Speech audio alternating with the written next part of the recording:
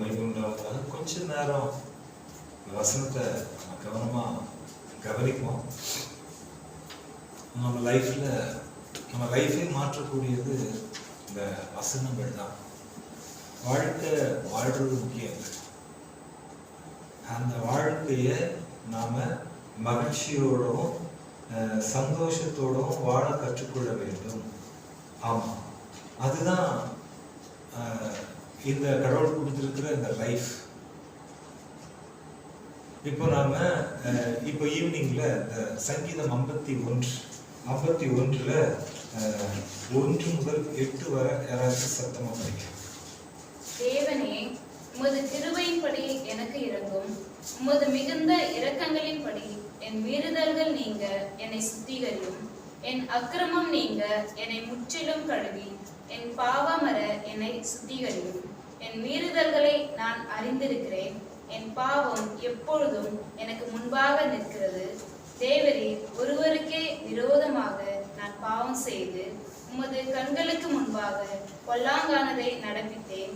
நீர் பேசும்போது உம்முடைய நீதி விளங்கவும், நீர் நியாயம் தீர்க்கும் போது உம்முடைய பரிசுத்தம் விளங்கவும் இதை அறிக்கையிடுகிறேன். இதோ நான் துர்க்குணத்தில் உருவானேன். என் தாய் என்னை பாவத்தில் கர்ப்பம் தரித்தாள். இதோ உள்ளத்தில் உண்மை இருக்க விரும்புகிறேன். அந்த கரணத்தில் ஞானத்தை எனக்கு தெரியப்படுத்துவீர். நீர் என்னை ஈசப்பினால் சுத்திகரியும், அப்பொழுது நான் சுத்தமாவேன். என்னை கழுவியருளும், அப்பொழுது நான் உறைந்த மழையிலும் வெண்மையாவேன். நான் சந்தோஷமும் மகிழ்ச்சியும் கேட்கும்படி செய்யும். அப்பொழுது நீர் நொறுக்கின எலும்புகள் களிகூரும். Let me hear joy and gladness, that the bones that you have broken rejoice. பரிசுத்த தேவன் நம்முடைய எலும்புகளை களிகூற செய்கிற தேவன். அவர் நொறுக்கின எலும்புகள். நம்ம வெளியில பார்க்கறதுக்கு ஒரு சிலர் சந்தோஷமா இருக்கிற மாதிரி இருப்பாங்க, ஆனா உள்ளுக்குள்ள நொறுக்கப்பட்டிருப்பாங்க. அநேக கஷ்டங்களை சுமந்து கொண்டு இருப்பார்கள். இங்க தாவீதுடைய நிலைமை அப்படிதான் இருந்துச்சு. இந்த உலகத்துல பாவம் செய்யாத மனுஷன் யாருமே கிடையாது. தேவனுடைய வார்த்தை பாவம் செய்யாதவன் ஒருவரும் இல்லையே, நீதிமான் ஒருவரும் இல்லை. பேதுரு சொல்றாரு, நான் பாவியான மனுஷன். அப்போஸ்தலனாகிய பவுல் சொல்றாரு, நான் பாவிகளில் பிரதான பாவி. இந்த பூமிக்குரிய வாழ்க்கையில நாம பண்ண மிஸ்டேக்ஸ் நினைச்சு நாம இன்னும் அதிகமா அதே நினைச்சு நெகட்டிவ் ஸ்பைரல், நெகட்டிவ் மைண்ட் செட்ல போகக்கூடாது. நாம பாசிட்டிவா இந்த பூமியில இனி நான் என்ன செய்ய முடியும் கர்த்தருக்குள், அதை நம்ம யோசிக்கிறோம். நான் சந்தோஷமும் மகிழ்ச்சியும் கேட்கும்படி செய்யும். ஆமா, I want to hear joy and gladness. இந்த ரெண்டு என் லைஃப்ல வேணும். That is life. அதான் வாழ்க்கை. வாழ்க்கையில சந்தோஷம் இருக்கணுங்க, மகிழ்ச்சி இருக்கணுங்க. எப்ப பாரு வாழ்க்கையில துக்கமும் சஞ்சலமும், there is no use.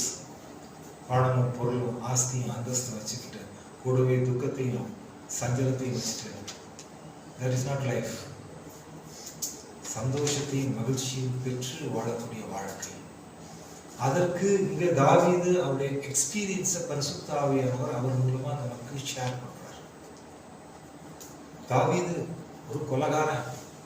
தாவீது செய்யக்கூடாத தவறுகளை எல்லாம் செய்தவர். ஆனாலும் தேவனுடைய இரக்கத்தை பெற்றார். இங்க ஆண்டுடைய சமூகத்துல அவன் எந்த மாதிரி ஆண்டுடைய சமூகத்துல தன்னை ஒப்புக் கொடுக்கிறான், அதுதான் நம்ம பார்க்கிறோம். இந்த வசனங்களை பார்க்கும் பொழுது, இப்பொழுது வாசித்த இந்த 8 வசனங்களை கேட்கும் போது ஒரு விஷயத்த ரொம்ப கிளியரா ப்ரொக்ளைம் பண்றார் தாவீது. அதாவது அந்த ஒரு விஷயத்தை மட்டும் அவர் அதை போட்டுக்கிட்டே இருக்கிறார். என்ன விஷயம் அப்படின்னு சொல்லியாச்சுன்னா, நம்பர் 1 ஃபர்ஸ்ட் இந்த 1வது வசனத்துல சொல்றாரு, என்னை சுத்திகரியும், என்னை சுத்திகரியும். ஆமா, எனக்கு சுத்திகரிப்பு தேவை. மறுபடியும் 2வது வசனத்துல சொல்றாரு, என் பாவமற என்னை சுத்திகரியும். என்ன மறுபடியும் சுத்திகரிங்க அப்படின்னு 2வது வசனத்துல அவர் சொல்றாரு. மூன்றாவது மறுபடியும் 7வது வசனத்துல சொல்றாரு, நீர் என்னை ஈசோப்பினால் சுத்திகரியும். முதல் வசனத்துல என் மீறுதல்கள் நீங்க என்னை சுத்திகரியும். 2வது வசனத்துல என் பாவமற என்னை சுத்திகரியும். மீண்டும் 7வது வசனத்துல நீர் என்னை ஈசோப்பினால் சுத்திகரியும். I shall be clean.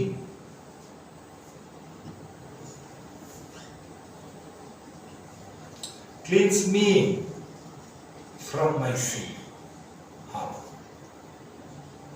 என்ன நீங்க சுத்திகரிங்கப்பா அப்படின்னு ஆண்டவர்கிட்ட தன்னை ஒப்பு கொடுக்கக்கூடிய தாவீதை குறித்து பார்க்கிறோம்.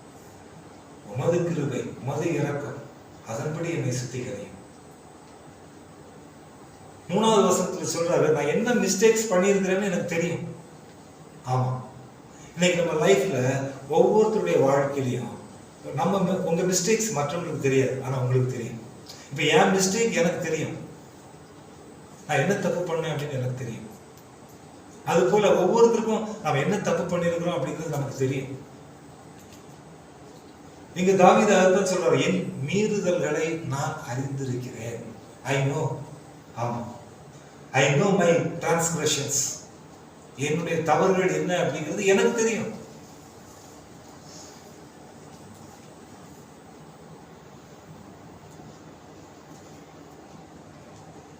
ரொம்ப அழகா அவர் சொல்றார்.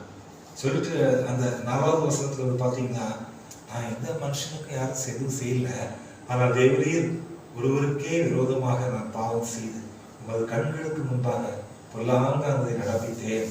நீர் பேசும்போது உங்களுடைய நீதி விளங்கவும், நீர் நியாயம் தீர்க்கும் போது உங்களுடைய பரிசுத்தம் விளங்கவும் இதை அறிக்கை எழுகிறேன்.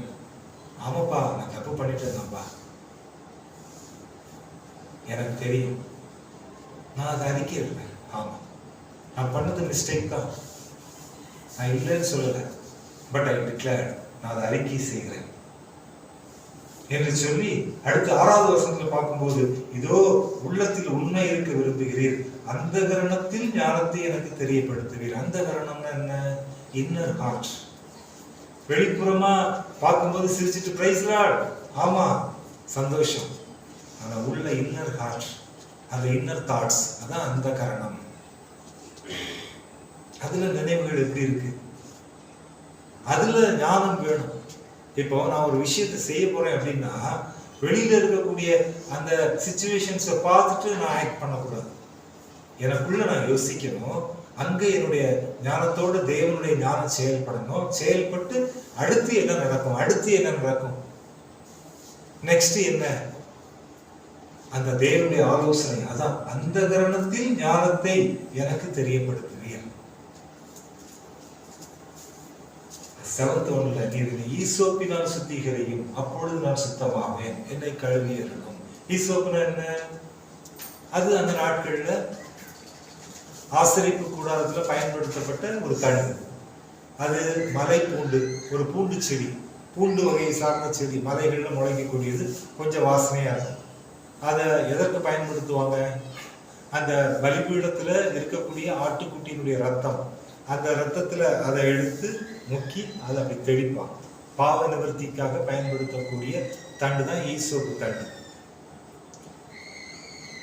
அந்த பழைய உடன்படிக்கை, மோசேயினிடத்தில் தேவன் கொடுத்த உடன்படிக்கை இருக்கு இல்லையா, ஆசரிப்பு கூடாரத்துல இருக்கக்கூடிய அந்த பலி செலுத்தக்கூடிய அந்த பலியின் ரத்தத்தை தொட்டு தெளிக்கக்கூடிய பயன்படுத்தக்கூடிய தண்டு தான் ஈசோப்பு தண்டு. அந்த ஈசோப்பு தண்டினால் என்னை சுத்திகரியும் அப்படின்னு, உங்களுடைய ரத்தத்தினாலே என்னை சுத்திகரியும் அப்படின்னு டேவிட் தாவீது சொல்ற பார்க்கணும். அப்ப இந்த 51வது சங்கீதத்துல இந்த 7 வசனங்கள்ல இருக்கக்கூடிய சாராம்சம் என்னன்னு பார்த்தாச்சுன்னா, சுத்திகரிப்பு. நம்ம வருஷத்துக்கு ஒரு முறை சுத்திகரிப்பு ஜெபம் பண்றோம். எல்லாரும் கம்பல்சரி, எல்லா ஃபேமிலிஸும் நம்ம சுத்திகரிப்பு ஜெபம் வைப்பாங்க. ஒரு சில சம்டைம்ஸ் வந்து பார்த்தாச்சுன்னா ஏதாச்சும் கிரிட்டிக்கலான சுச்சுவேஷன்ஸ் வரும்போது நம்ம கம்பல்சரி வீட்டில் ஃபேமிலி ப்ரேயர் வைக்கிறோம். அதில் ஒரு சுத்திகரிப்பு ஜெபம் பண்றோம். ரொம்ப ரொம்ப கஷ்டமான ஒரு சுச்சுவேஷன்ஸ் வந்து நைட் ப்ரேயர் வச்சிருக்கோம். ஃபுல் நைட் வீட்டிலே, யார் வீட்டில் பிரச்சனையோ அந்த வீட்டில் நைட் 10 மணிக்கு ஸ்டார்ட் பண்ணி 1 மணி வரைக்கும் ப்ரேயர் பண்ணுறோம். அந்த வீடு தேவனுடைய அந்த சமாதானத்துக்குள்ள வரணும் அப்படிங்கிறதுக்காக.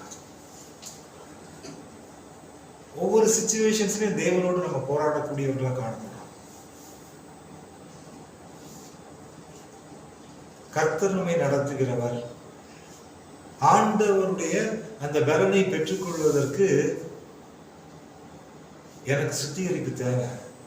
ஆமா, கிராம ஊழியத்துக்கு போகும்போது ஒரு வீட்டுல பிரச்சனை, அவங்க வெளிப்படையா சொல்ல கஷ்டமா இருக்கு. உடனே கூப்பிடுறாங்க, கொஞ்சம் வரீங்க, எங்க உள்ள பெட்ரூம்ல கூட்டிட்டு போயிட்டு அவங்க ஹஸ்பண்ட் பொண்ணு உட்காந்து, நாங்க 4 பேர் மட்டும் உள்ள உட்காந்துருக்கோம், எல்லாம் வெளியே இருக்காங்க.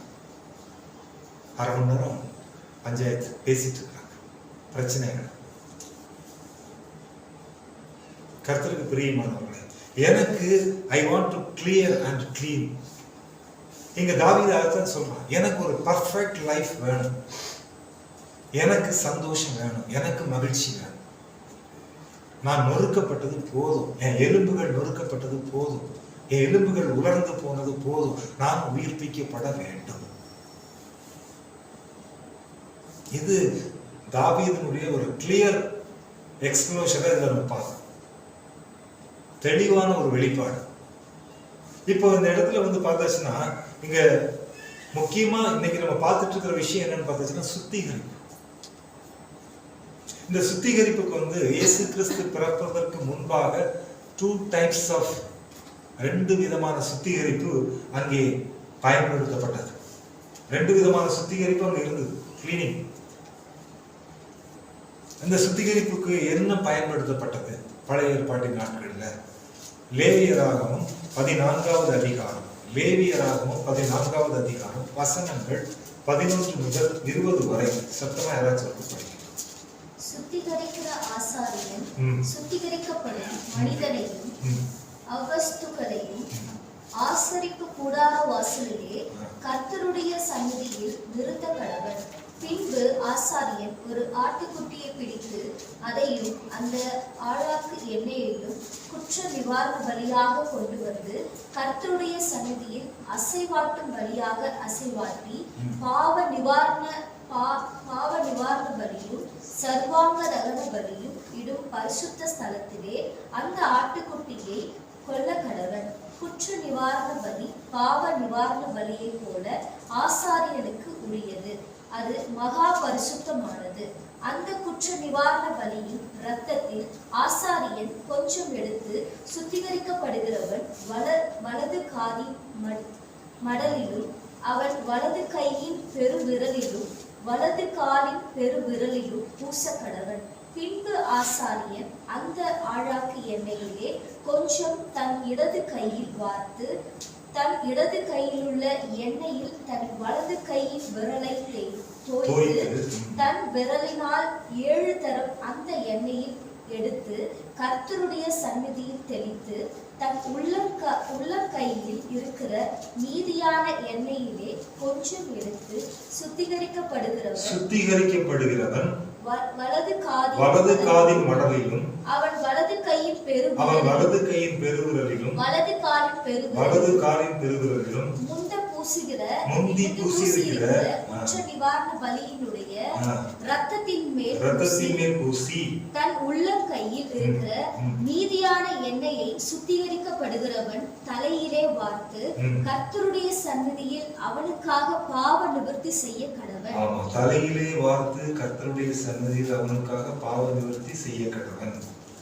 ஆசாரியன் பாவ நிவாரண பலியையும் செலுத்தி சுத்திகரிக்கப்படுகிறவனின் தீட்டு நீங்க அவனுக்கு பாவ நிவர்த்தி செய்து பின்பு சர்வாங்க தகன பலியை கொன்று சர்வாங்க தகன பலியையும் போஜன பலியையும் பலிபீடத்தின் மேல் வைத்து அவனுக்காக பாவ நிவர்த்தி செய்ய கடவன். அப்பொழுது சுத்தமாயிருக்கும்.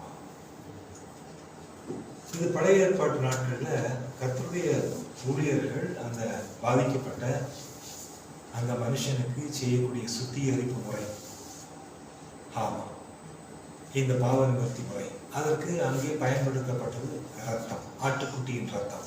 சுத்திகரிப்புக்காக பயன்படுத்தப்படும் முதல் அந்த பொருள் எதுன்னு பார்த்தாச்சுன்னா ஆட்டுக்குட்டியின் ரத்தம் அங்கே பயன்படுத்தப்பட்டது. இரண்டாவதாக எண்ணாகமம் 8:5-6-7 எண்ணாகமம் 8வது அதிகாரத்துல 5-6-7 வசனங்கள். பின்னும் கர்த்தர் மோசேயை நோக்கி, நீ இஸ்ரவேல் சந்ததியாரும் என்று லேவியரை பிரித்தெடுத்து அவர்களை சுத்திகரிப்பாயாக. அவர்களை சுத்திகரிக்கும்படி அவர்களுக்கு செய்ய வேண்டியதாவது, அவர்கள் மேல் சுத்திகரிக்கும் ஜலத்தை தெளிப்பாயாக. பின்பு அவர்கள் சர்வாங்க சவரம் பண்ணி தங்கள் வஸ்திரங்களை தோய்த்து தங்களை சுத்திகரிக்க கடவர்கள். இங்கே சுத்திகரிப்பு ஜலம், தண்ணீர் பயன்படுத்தப்படுகிறது சுத்திகரிப்பு. அதனால நம்ம நிறைய இடங்களில் போகும்போது அந்த வாட்டர் யூஸ் பண்ணுறோம், சுத்திகரிப்பு ஜலம். கர்த்தருக்கு ஸ்தோத்திரம். இது வந்து முழுக்க பரிசுத்த வேதாகமத்தில் சொல்லப்பட்ட வார்த்தை. அவர்கள் மேல் சுத்திகரிக்கும் ஜலத்தை தெளிப்பாயாக. ஆந்திராவில் ஒரு வீட்டுக்கு பிரேயர் பண்ண போகும்போது ஒரே ஒரு செம்பு தண்ணி தான், வேற எதுவுமே இல்லை. அந்த வீட்டை சுத்தி தெளிச்சோம். அது வரைக்கும் அந்த வீட்டுக்கு மேல விழுந்த கல், அதுக்கு பிறகு வருஷக்கணக்காச்சு, இன்னைக்கு வரைக்கும் விழல. வெறும் தண்ணீர். அது வரைக்கும் அந்த வீட்டுல யாரும் தூங்க முடியல, வீட்டுல உட்கார முடியல நைட்ல. ஆனால் இந்த சுத்திகரிப்பின் ஜலம் அங்கே கிரியை செய்தது, இந்த வசனம் அங்கே கிரியை செய்தது. கர்த்தருக்கு பிரியமானவர்களே, 2 பொருட்கள், ஒன்று இரத்தம், மற்றொன்று ஜலம். இந்த இரண்டும் பிரதானமாக சுத்திகரிப்புக்கு பயன்படுத்தப்பட்ட ஒரு முக்கியமான பொருளாக இங்கே காணப்படுகிறது. சுத்திகரிப்பின் ஜலம், சுத்திகரிப்பின் இரத்தம். கர்த்தருக்கு மகிமை உண்டாவதாக. இங்கே தாவீது தேவ சமூகத்திலே மீண்டுமாய் கேட்பது, என்னை சுத்திகரி, என்னை சுத்திகரி. நீர் என்னை ஈசோப்பினால் சுத்திகரிக்கிற தேவன், பரிசுத்த தேவன் சுத்திகரிக்கிறவர். வேதம் சொல்லுகிறது, 1 யோவான் 1வது அதிகாரம் 7, 8, 9. அவர் ஒளியில் இருப்பது போல நாம் ஒளியிலே நடந்தால் ஒருவரோடு ஒருவர் ஐக்கியப்பட்டிருப்போம். அவருடைய குமாரனாகிய இயேசு கிறிஸ்துவின் இரத்தம் சகல பாவங்களையும் நீக்கி நம்மை சுத்திகரிக்கும். இயேசு கிறிஸ்துவின் இரத்தம் சகல பாவங்களையும் நீக்கி நம்ம என்ன பண்ணுமா? சுத்திகரிக்குமா. அப்போ இங்க சுத்திகரிப்பதற்கு எது பயன்படுகிறது? இயேசு கிறிஸ்துவின் இரத்தம். இயேசு கிறிஸ்துவின் இரத்தம் சகல பாவங்களை நீக்கி நம்மை சுத்திகரிக்கக்கூடிய ஒரு இரத்தமாக காணப்படுகிறது. தொடர்ந்து படிங்க. நமக்கு பாவம் இல்லை என்போமானால் நம்மை நாமே இல்ல, நான் பாவி கிடையாது, எனக்கு எந்த பாவமும் கிடையாது, நான் ரொம்ப பரிசுத்தவான் அப்படின்னு நீ சொல்லிட்டு இருந்தல, உன்னை நீயே வஞ்சிக்கிறேன்னு அர்த்தம்.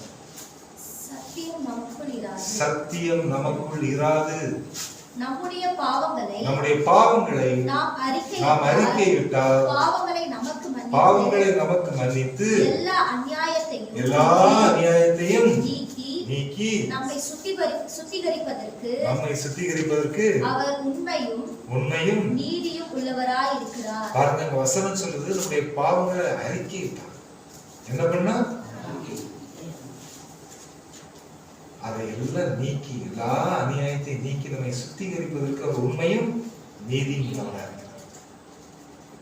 அப்ப அந்த அறிக்கை ரொம்ப முக்கியமா இருக்கு. ஆண்டவரே சமூகம் இதைத்தான் தாவீது செஞ்சார். இதைத்தான் தாவீது என்ன பண்ணாரு? மறுபடியும் படிங்க. 51:4 சங்கீதம் 51:4. தேவரே, ஒருவருக்கு விரோதமாக நான் பாவம் செய்து உமது கண்களுக்கு முன்பாக பொல்லாங்கானதை நடப்பித்தேன். நீர் பேசும்போது உம்முடைய நீதி விளங்கவும், நீ நியாயம் தீர்க்கும் போது உம்முடைய பரிசுத்தம் விளங்கவும் இதை அறிக்கையிடுகிறேன். ஹல்லேலூயா. அறிக்கையிடுகிறேன். ஆமையா, என்னை பத்தி எனக்கு தெரியும், உங்களுக்கு தெரியும். ஆண்டவர் பாருங்க, என்னை பத்தி எனக்கு தெரியும், உங்களுக்கு தெரியும். அவ்வளவுதான். நான் அறிக்கையிடுறேன் உங்ககிட்ட. இதுதான் இந்த அருமையான ஒரு சமர்ப்பணம், தாவீதுடைய சமர்ப்பணம்.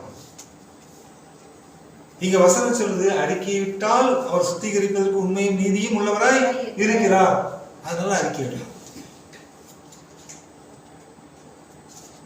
கர்த்தருக்கு பிரியமானவர்களே, எலும்புகள் நொறுக்கப்பட்டு வாழக்கூடிய வாழ்க்கை அல்ல.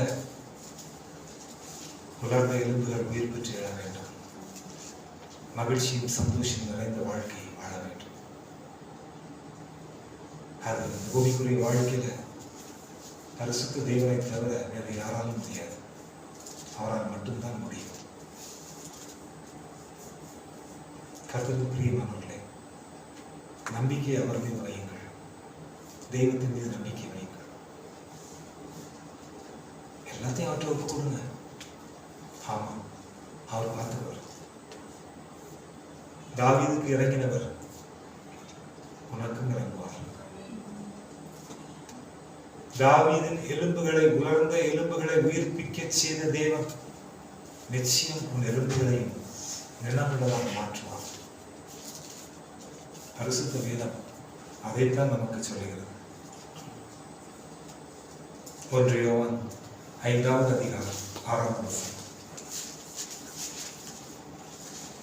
இயேசு கிறிஸ்துவாகிய இவரே, இயேசு கிறிஸ்துவாகிய இவரே ஜலத்தினாலும் இரத்தத்தினாலும் வந்தவர். பாருங்க, ஜலத்தினாலும் இரத்தத்தினாலும் வந்த இயேசு கிறிஸ்து. இங்கே சுத்திகரிப்புக்கு என்ன தேவைப்பட்டுச்சு? ஜலமும் இரத்தமும். அதுதான் பார்த்தோம் பழைய ஏற்பாட்டுல. சுத்திகரிப்புக்கு எது தேவைப்பட்டுச்சு? ஜலமும் இரத்தமும். இந்த ஜலத்தினாலும் இரத்தத்தினாலும் வந்தவர் யாரு? இயேசு கிறிஸ்து. இவரே ஜலத்தினாலும் இரத்தத்தினாலும் வந்தவர். அதனால்தான் இயேசுவின் நாமத்தினாலே நாம எண்ணெய் பூசுகிறோம், இயேசுவின் நாமத்தினால ஜலத்தை தெளிக்கிறோம், இரத்தமாக இயேசுவின் நாமத்தினாலே எல்லாவற்றையும் செய்கிறோம். படிங்க. ஜலத்தினாலே மாத்திரமல்ல, ஜலத்தினாலும் இரத்தத்தினாலும் வந்தவர் ஆவியானவர் சத்தியம் ஆகையால் ஆவியானவரே சாட்சி கொடுக்கிறார். அல்லேலூயா. நான் சந்தோஷமும் மகிழ்ச்சியும் கேட்கும்படி செய்யும், அப்பொழுது நீர் நொறுக்கின எலும்புகள் கழிக்கும். ஆமா ஐயா, எனக்கு இந்த பூமிக்குரிய வாழ்க்கையில சந்தோஷம் வேணும்யா, இந்த பூமிக்குரிய வாழ்க்கையில எனக்கு மகிழ்ச்சி வேணும்யா. சந்தோஷத்தையும் மகிழ்ச்சியும் இழந்து நிற்கிறேனே. வேதம் சொல்லுகிறது, கர்த்தரால் மீட்கப்பட்டவர்கள் ஆனந்த களிப்புடனே சீயோனுக்கு திரும்பி வருவார்கள். நித்திய மகிழ்ச்சி அவர்கள் தலைமையில் இருக்கும், சஞ்சலம் தவிப்பும் ஓடி போகும். மகிழ்ச்சியுள்ள வாழ்க்கை எனக்கு வேண்டும், சந்தோஷமுள்ள வாழ்க்கை எனக்கு வேண்டும். நீர் நொறுக்கின எலும்புகள் மீண்டும் களி கூற வேண்டும். இன்றைக்கு கர்த்தருடைய வார்த்தைக்கு நம்மை செவிசாய்த்து ஒப்பு கொடுப்போம். பரிசுத்த தேவன் நம் வாழ்வில் காண்கிறவர், நமக்கு உண்டான எல்லாவற்றையும் பார்க்கிறவர். அவர் சொல்லாகும், அவர் கட்டளையிட இருக்கும். கர்த்தாவே, என்னை ஒப்பு கொடுக்கிறேன் என்று சொல்லி ஒப்பு கொடுப்போம். கர்த்தர் உன் எலும்புகளை நினமுள்ளதாக மாற்றுவார். உன் எலும்புகளை நினமுள்ளதாக மாற்றுவார். உன் எலும்புகள் உயிர் பெற்ற எலும்புகளாக, உணர்வுள்ள எலும்புகளாக, நினமுள்ள எலும்புகளாக, கர்த்தருடைய ஆசீர்வாதத்தை பெற்றுக்கொண்ட எலும்புகளாக மாறும்.